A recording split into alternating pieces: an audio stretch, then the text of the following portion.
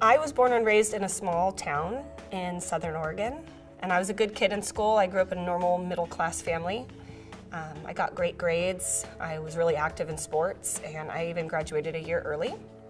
I was accepted into Oregon State University, and I had my dorm room already assigned, and I was really excited to move up to Corvallis.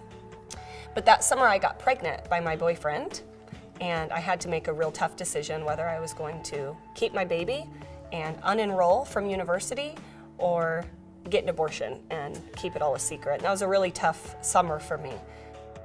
After I had the baby, I had some friends that had gone up to U of O to go to college, and they had an extra room in one of their apartments. It was at that time that I met a boy or a guy who pretended to take interest in me. I really thought he liked me, and we got along really well. He was really funny and charming, and he had a nice car, and he always picked up the tab. He had nice clothes.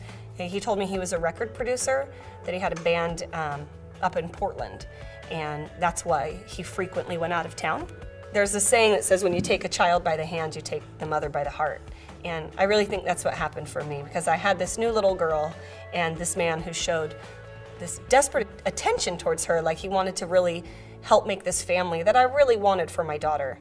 And he invited me to move in with him after about 6 months of dating, and I was really excited.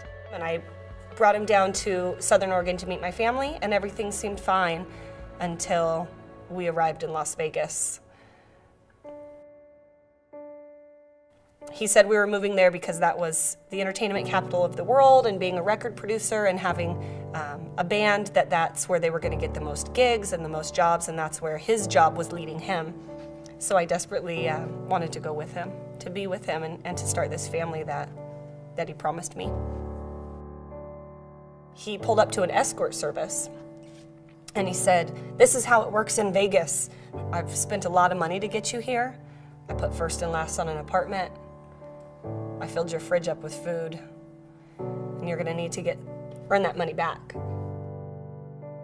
And I felt trapped. I felt like, how am I gonna get out of this? And you didn't know if you were gonna live or die. You didn't know what he was gonna do or what he was capable of, and so it was really scary. I can remember just running through the casino thinking, like, these people don't even have a clue what's going on. They're just, cha-ching, cha-ching, Las Vegas, yay! And they're doing all this stuff, and I'm running for my life. I'm running from a man that has forced me into doing things that I didn't want to do.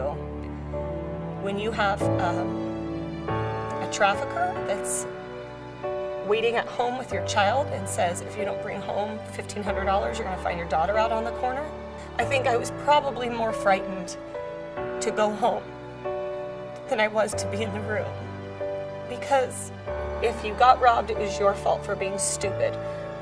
If you got raped, it was your fault for not watching your back. Anything that happened to you was typically your fault, and you incurred more punishment for allowing those things to happen to you. So it made you always walk in fear of your trafficker.